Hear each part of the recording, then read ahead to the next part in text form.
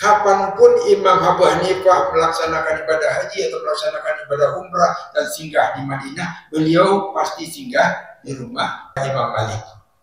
Karena mereka bersahabat, saling hormat menghormati. Berbeda pendapat memang, tapi saling hormat menghormati. Imam Syafi'i singgah ke rumah gurunya, dan kemudian gurunya menjadi imam salat. Salat maghrib atau isya atau subuh tidak ceritakan, tapi yang jelas salat zuhur. Nah, setelah salat Allahu Akbar, diam dulu kita, kemudian beliau membaca Bismillahirrahmanirrahim. Padahal beliau berpendapat tidak menjaharkan basmalah, tapi pada saat itu beliau menjaharkan basmalah. Jadi kita memang harus, saya memang melihat bahwa untuk bersatu kita memang harus siap untuk berbeda, ya.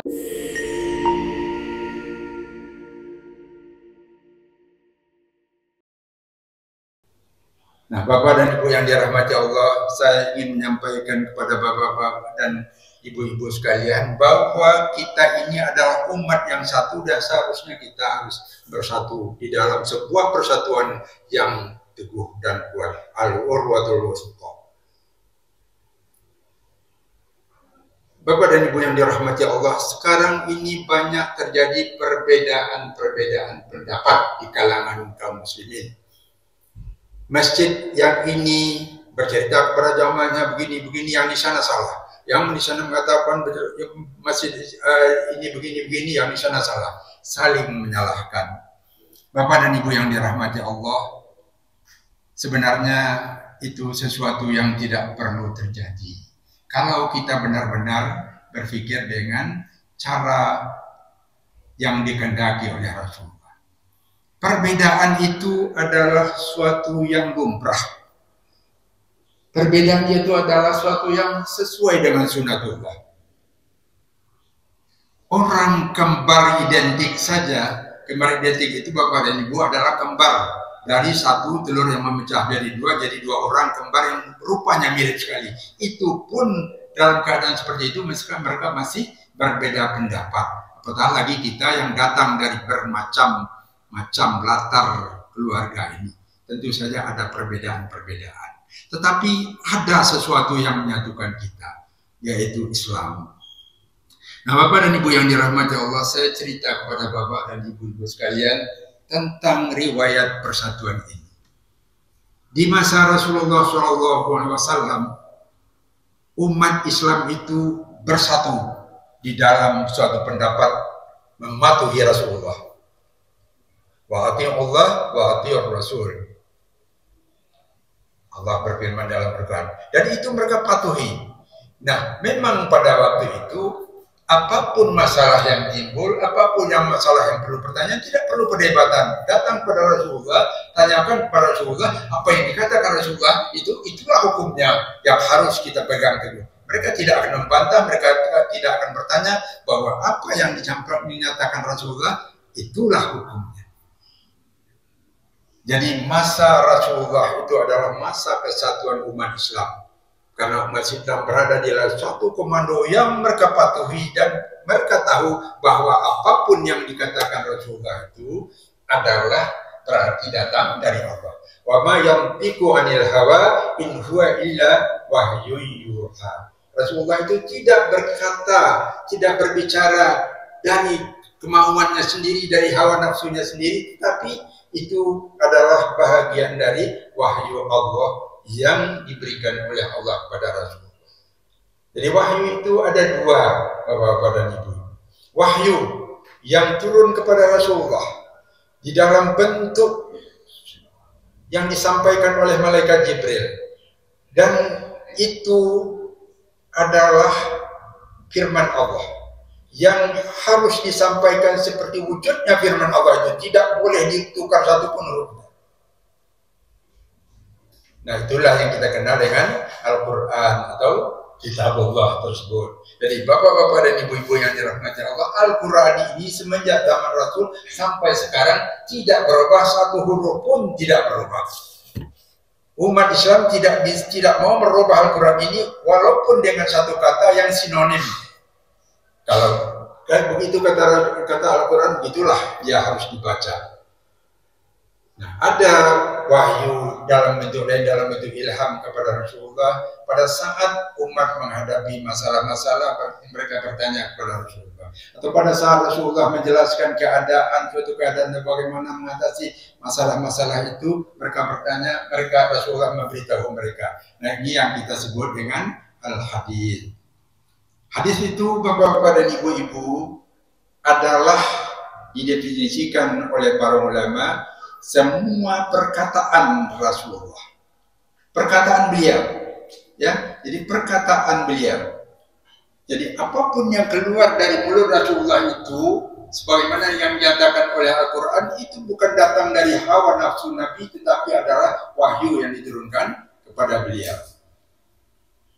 Perkataan beliau, kemudian perbuatan beliau. Nah, beliau berkata kepada umat Islam pada waktu itu, sallu kama ra'aitumuni usalli. Hendaklah kalian salat sebagaimana kalian melihat aku salat. Nah, Rasulullah pun salat, ya, salatlah seperti yang kita umumnya lakukan sekarang ini. Mulai dari takbir sampai salam. Itu perbuatan Rasulullah itu dicatat dari memori sahabat dan kemudian disampaikan dalam narasi yang hampir yang menjelaskan bagaimana keadaannya.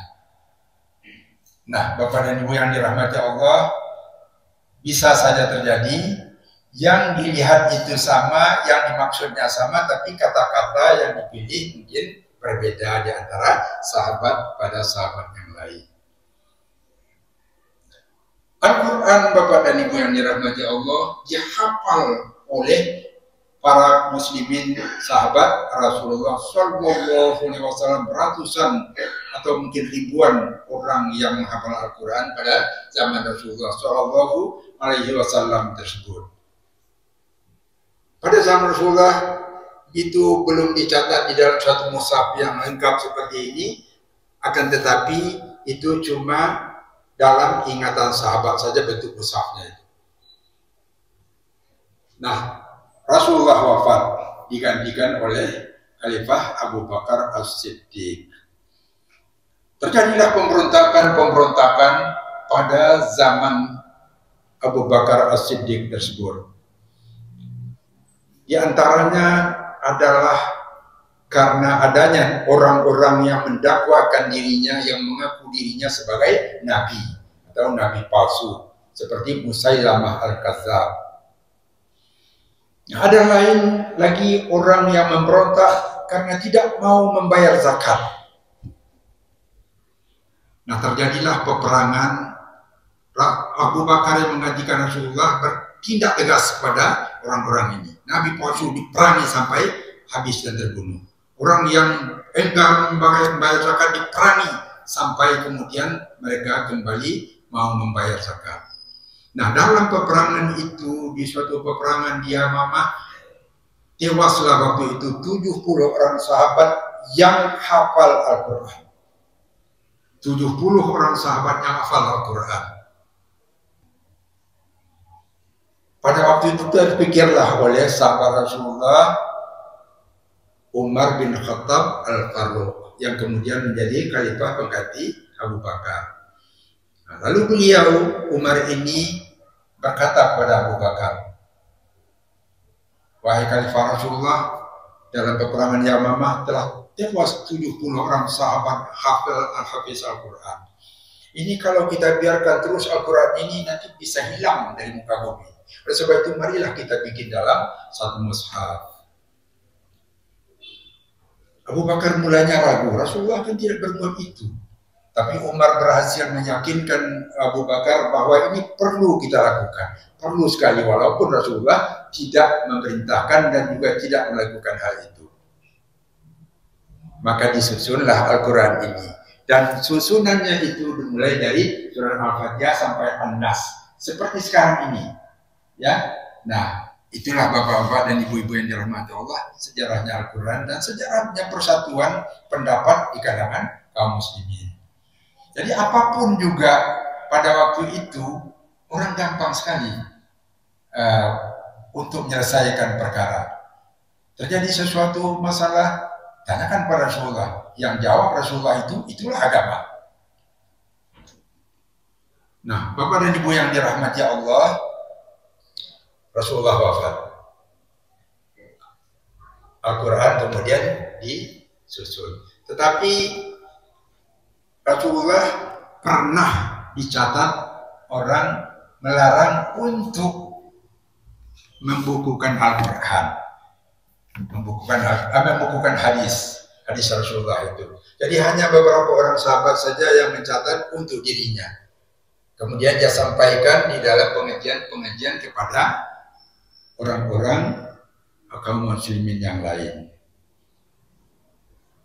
Nah, Bapak dan Ibu yang dirahmati Allah, pada zaman Abu Bakar, umat Islam masih berada di dalam persatuan yang kuat.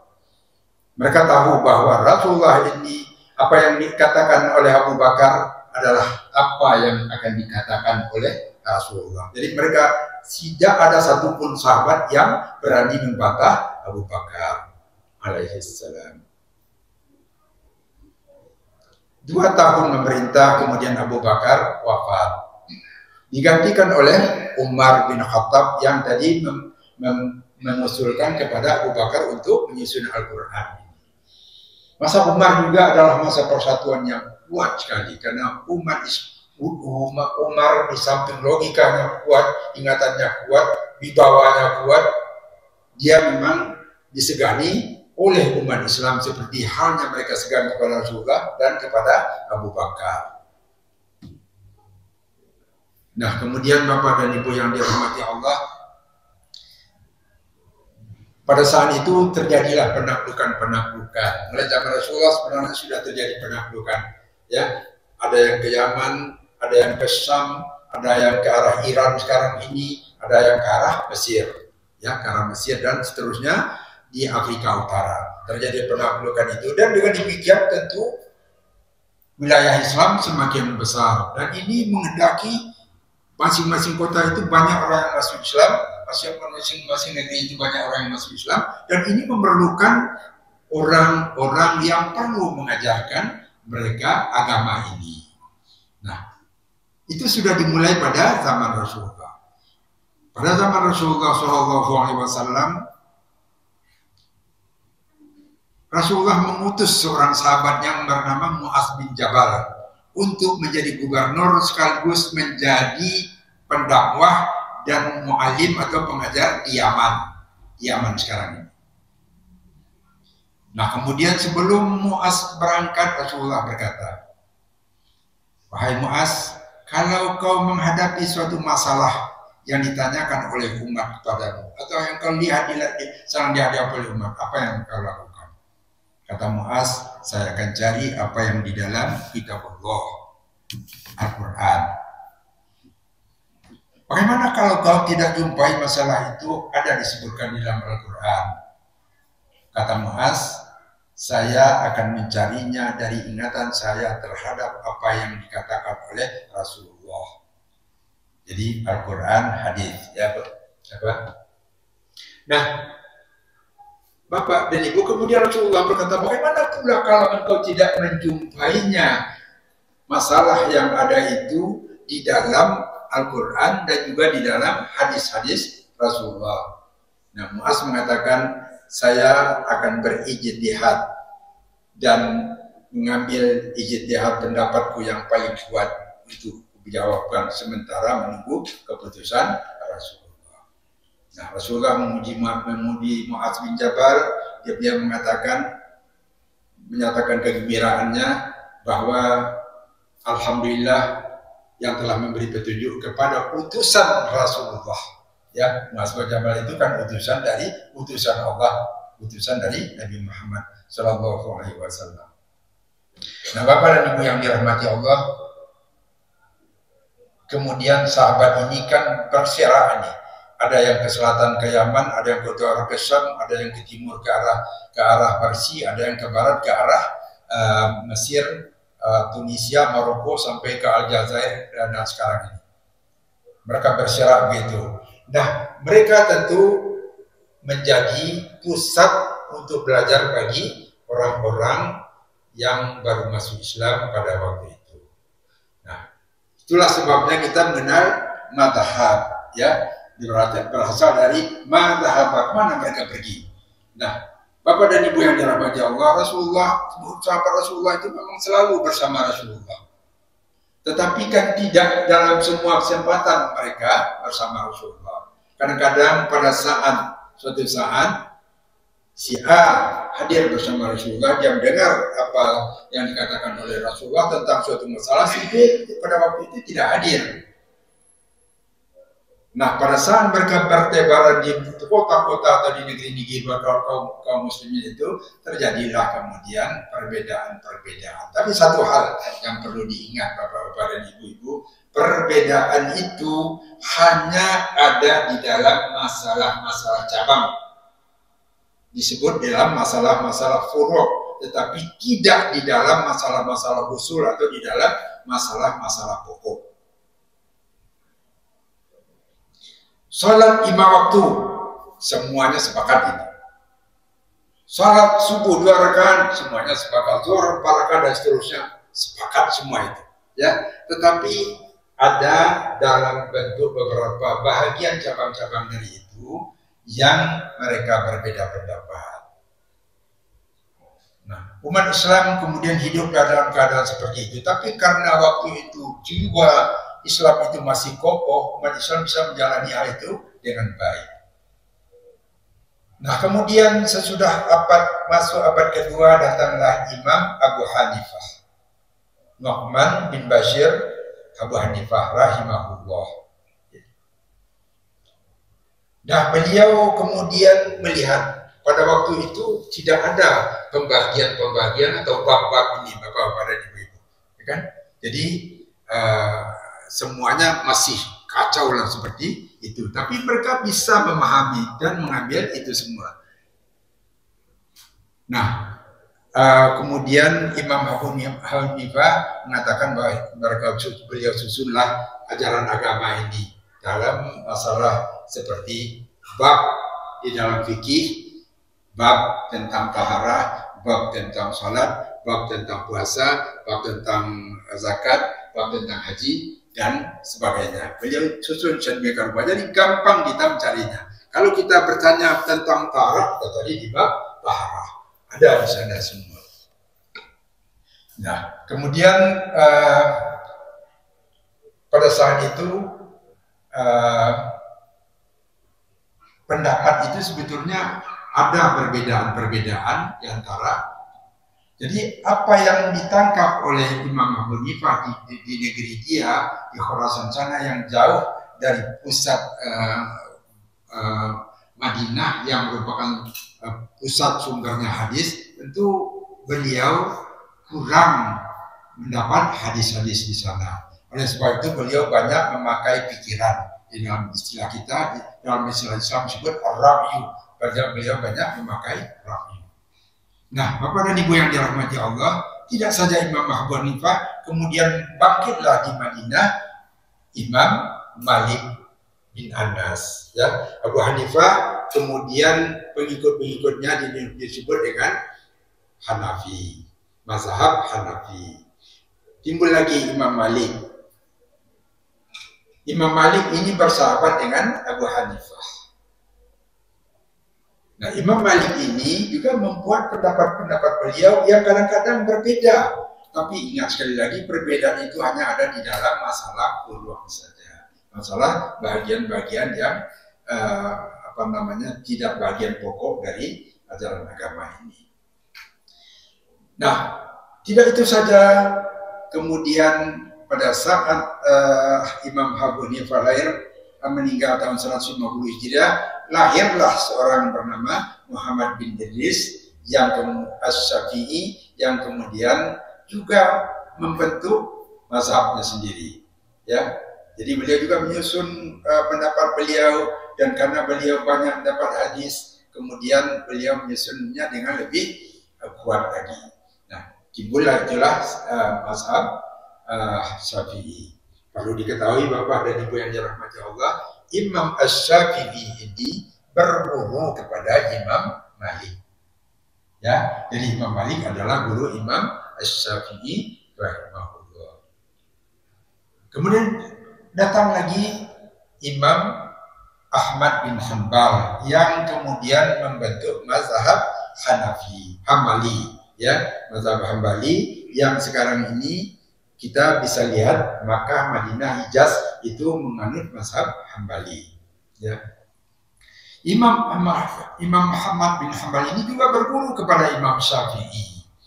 Nah, Bapak dan Ibu yang dirahmati Allah, pendapat beliau itu memang berbeda-beda dalam beberapa hal. Dalam beberapa hal mereka memang berbeda. Contoh yang paling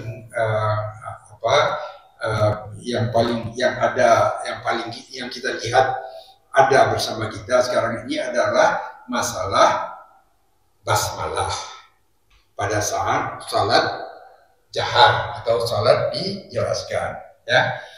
Nah, Imam Asy-Syafi'i rahimahullah, beliau berpendapat bahwa basmalah atau bismillahirrahmanirrahim itu adalah bahagian dari Al-Fatihah. Oleh sebab itu pada saat salat membaca Al-Fatihah, basmalah itu juga harus dijaharkan.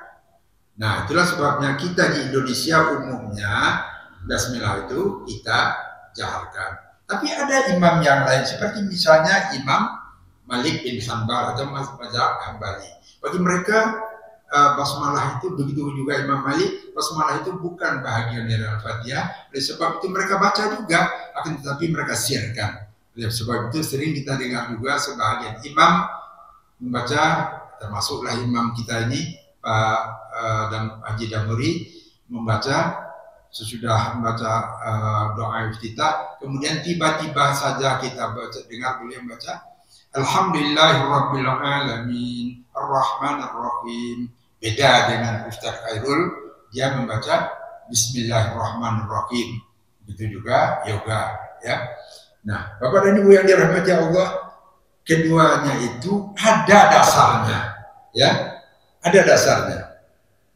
Nah, kemudian yang agak ruwet lagi adalah contoh ya, tentang kunut. Mazhab Syafi'i mengatakan kunut itu memang sunnah, tapi sunnah yang dikuatkan sampai begitu kuatnya. Kalau lupa harus sujud sahwi, disunahkan pula untuk sujud sahwi. Tapi imam yang lain ada yang tidak membaca kunut itu. Contohnya, Bapak ya, contoh yang jelas untuk kita lah, Bapak-bapak yang pernah umrah atau melaksanakan ibadah haji, itu kalau kita di Makkah, di Madinah, ya dimanapun juga di Arab Saudi, tidak ada itu orang membaca kunut itu. Tidak ada itu kan? Kenapa? Karena di sana yang hidup, yang umum adalah mazhab Hambali. Lalu mana yang benar? Dua-duanya benar, ya, dua-duanya benar. Dan tidak perlu dipertengkarkan sebetulnya, ya, kedua-duanya benar. Nah, Bapak dan Ibu yang dirahmati Allah, satu hal yang perlu kita ingat, ya, perbedaan pendapat itu wajar. Jangankan pendapat dua orang yang punya dua kepala, yang kepalanya berbeda, sedangkan Imam Syafi'i saja punya pendapat yang berbeda pada saat waktunya berbeda. Oleh sebab itu, Bapak dan Ibu yang dirahmati Allah, dalam mazhab Syafi'i ada yang disebut dengan qaul qadim, yaitu pada saat pendapat beliau yang pertama. Sesudah beliau pindah dari Syam ke Mesir, pendapat beliau berbeda. Beliau ada yang berbeda dari pendapat yang pertama tadi, disebut dengan qaul jadid atau pendapat baru. Nah, Bapak dan Ibu yang dirahmati Allah, bisa dilihat di situ. Perbedaan itu wajar. Jangankan dari dua orang yang berbeda, satu orang pun yang berbeda dalam keadaan yang sudah berbeda juga bisa berbeda pendapat. Nah, ingat lagi bahwa itu ada di dalam masalah-masalah furu'ah, bukan di dalam masalah-masalah yang prinsipil. Nah, sebab itu tidak selayaknya lah kita bertengkar sampai tidak berbaikan dengan saudara kita karena perbedaan mazhab. Ingat Bapak dan Ibu yang dirahmati Allah, Imam Abu Hanifah bersahabat dengan Imam Malik. Kapanpun Imam Abu Hanifah melaksanakan ibadah haji atau melaksanakan ibadah umrah dan singgah di Madinah, beliau pasti singgah di rumah Abu Hanifah. Di rumah Imam Malik.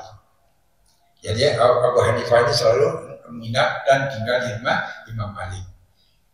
Karena mereka bersahabat, saling hormat menghormati. Berbeda pendapat memang, tapi saling hormat menghormati. Imam Asy-Syafi'i berguru kepada Imam Malik. Nah, Imam Syafi'i memang tidak berjumpa dengan Imam Abu Hanifah. Karena pada tahun 150 Imam Abu Hanifah meninggal, tahun itu pula lah Imam Syafi'i lahir. Jadi beliau tidak jumpa. Tapi beliau jumpa dengan Imam Ahmad bin Hanbal yang mengarang buku kitab hadis Al-Muwatta, dan beliau hafal itu kalau kitab hadis guru beliau itu. Memang ada perbedaan pendapat, dan pendapat itu yang lumrah-lumrah saja di antara mereka. Dan hal yang paling terkenal di antara mereka berdua ini adalah tentang masalah basmalah tadi.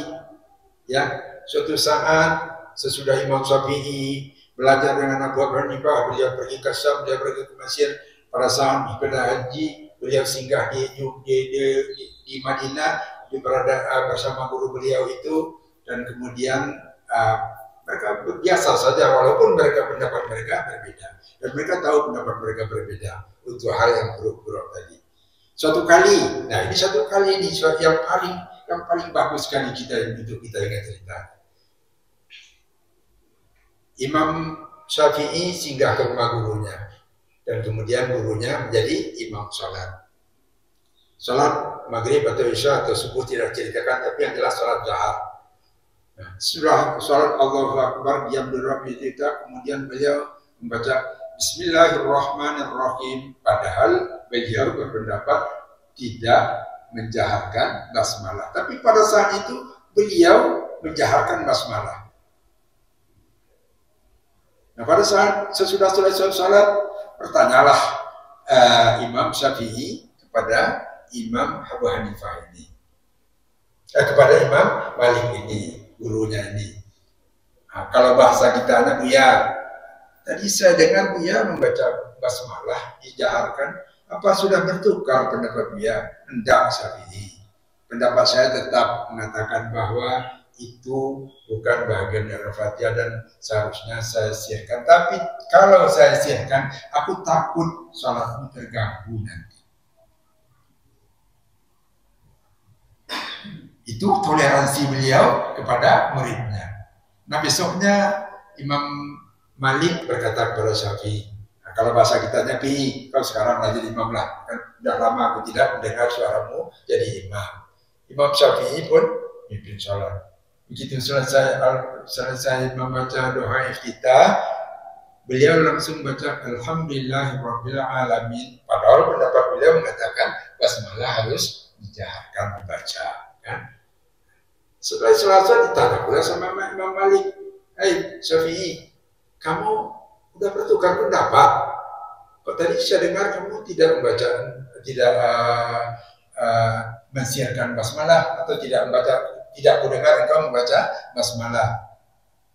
Kata Imam Syafi'i, "Tidak, ya, saya tetap dengan pendapat saya, tapi saya takut kalau saya jaharkan nanti akan terganggu salat Buya, oleh sebab itu saya sirkan." Bapak dan Ibu yang dirahmati Allah, itu beliau puncak dari masa-masa itu. Begitu bagusnya beliau berhubungan beliau, ya. Begitu juga Imam Malik dengan Imam Syafi'i dengan Imam Ahmad bin Hanbal. Itu juga guru dan murid, dan saling menghormati dan saling menyayangi. Nah, jadi aneh juga kalau orang mengatakan saya Syafi'i, engkau bukan Syafi'i. Tidak seperti itu, Bapak Ibu, ya. Jadi kita memang saya memang melihat bahwa untuk bersatu kita memang harus siap untuk berbeda, ya. Bapak dan Ibu yang dirahmati Allah, saya ini dari keluarga yang memang sejak dahulu tidak membaca kunut. Tetapi Bapak dan Ibu melihat kadang-kadang saya kunut, kadang-kadang saya tidak kunut. Kenapa tidak konsisten? Kenapa tidak konsekuen? Ya, bukan begitu Bapak, ya kan? Bukan begitu. Dan saya bukan membuat pendapat saya sendiri, saya bukan melakukan karena takut, saya bukan melakukan tidak karena konsisten, tetapi saya juga meniru guru besar saya, ya, Buya Hamka. Nah, Buya Hamka ada lagi ceritanya, persis sama dengan Imam Malik dan Imam Syafi'i tadi, ya. Pada saat sekitar tahun 1967, pada saat Buya Hamka sudah keluar dari penjara Orde Lama dulu, kemudian beliau melaksanakan ibadah haji. Ibadah haji waktu itu masih dengan kapal laut. Ya, di kapal laut itu kan pada saat salat mereka kumpul semua salat kan. Nah, pada suatu saat salat subuh orang mendapuklah Buya Hamka untuk menjadi imam. Beliau pun jadi imam. Buya Hamka adalah orang Muhammadiyah tulen, ya kan? Dan orang Muhammadiyah tidak membiasakan kunut. Akan tetapi begitu selesai rakaat yang kedua setelah i'tidal, beliau membaca Allahumma hdina fi man hadait wa afina fi man afait wa tawallana fi man tawallait, doa kunut itu. Ya. Orang-orang yang dari kalangan NU berarti mereka senang ya, kita kunut ini gitu kan. Yang protes justru orang Muhammadiyah sendiri. Selesai salat orang Muhammadiyah datang pada Buya Hamka, Buya, tadi Buya kunut, ya kan? Kata Buya, kunut itu memang ada dalilnya. Cuma kita di Muhammadiyah tidak membiasakan kunut itu. Jadi tadi saya melihat di belakang ada Kiai Haji Syekh Ahmad Syekh, ya, itu dengan ulama besarnya. Idham Khalid ya, Idham Khalid itu ulama besarnya NU. Ya, di belakang saya lihat tadi ada Kiai Haji Idham Khalid dan banyak saudara-saudara kita dari kalangan NU. Kalau saya tidak membaca kunut, takut saya terganggu salat mereka. Jadi saya baca kunut, kata Buya Hamka. Jadi saya ikut beliau aja. Nah besoknya ini ceritakan seperti ini. Orang minta, Buya Hamka juga minta Kiai Haji Idham Khalid yang menjadi imam. Ini beliau adalah kiai besarnya itu. Waktu itu beliau menjabat sebagai Menko Kestra, Menteri Koordinator Kesejahteraan Rakyat. Jadi pejabat juga, ya kan? Jadi salatlah Kiai ini. Sebelah begitu yang tidak langsung saja Allahu Akbar sujud. Yang orang Muhammadiyah tidak ada masalah kan? Yang masalah orang NU. Jadi selesai salat mereka datanglah ke kiai mereka ini. Kenapa tadi kiai tidak kunut? Padahal kan mestinya kunut. Iya, tapi bagaimanapun juga kunut itu cuma sunat muakkad kita orang NU yang berpaham Syafi'iyah. Tapi di belakang saya lihat ada Buya Hamka, ada banyak orang Muhammadiyah. Saya takut salat mereka terganggu, oleh sebab itu saya tidak membaca kunut. Ya, Bapak dan Ibu yang dirahmati Allah, kalau ulama punya wawasan yang luas seperti itu, aman negeri ini kan Pak ya, aman negeri. Tapi masalahnya kita ini ada ulama-ulama yang mau menang sendiri saja. Contohlah masalah Maulid Nabi. Maulid Nabi ya. Ada pendapat yang mengatakan tidak ada itu cerita Maulid Nabi itu. Zaman Nabi tidak ada Maulid Nabi. Ya, bid'ah. Kemudian umumnya orang di Indonesia ini yang menurut Imam mazhab Syafi'i juga selalu memperingati Maulid Nabi pada 12 Rabiul Awal itu, ya kan? Nah berantamlah kita ini. Yang di sana menyalahkan sini, yang sini menyalahkan di sana. Na'udzubillah. Bapak dan Ibu yang dirahmati Allah, itulah saya katakan tadi, kalau kita ingin bersatu, kita memang harus punya seni untuk bersatu dan kemampuan untuk bisa berbeda pendapat. Nah, kalau kita perbedaan pendapat itu kita tahu sumbernya, nggak jadi masalah. Kami pada waktu saya pernah umrah bersama Pak Imam kita ini, ada orang pergi ke Makkah, Bapak dan Ibu, ya. Di Makkah Masjid Haram itu kan sholat di sana itu nilainya sama dengan 100.000. 100.000 bayar, 100.000 kali sholat di masjid kita ini. Nah, tapi dia tidak mau datang ke masjid, katanya saya ke sana itu apa namanya, gara-gara darurat saja katanya kan. Alhamdulillah. Padahal kalau dia tahu tanya ke kiainya, itu cuma sunat kok, ya kan? Nah, sunnah itu kan boleh dikerjakan, boleh tidak. Nah, Bapak dan Ibu yang dirahmati Allah, itulah gunanya wawasan. Jadi, Bapak dan Ibu, saya ingin membawa kita kepada sebuah wawasan. Marilah kita saling mengenal pendapat dari kawan-kawan kita. Dengan demikian tidak akan ada terjadi perpecahan di kalangan kita. Ya, oh, Anda mau memperingati Maulid Nabi, silakan. Memang tidak ada di zaman Nabi, tetapi yang Anda lakukan itu bagus. Karena itu, dengan itu Anda mengingat sejarah perjuangan Rasulullah. Anda mengenalkan perjuangan Rasulullah kepada anak-anak Anda. Tapi saya tidak ikut di dalam hal itu, aman saja. Kalau misalnya saya orang yang tidak,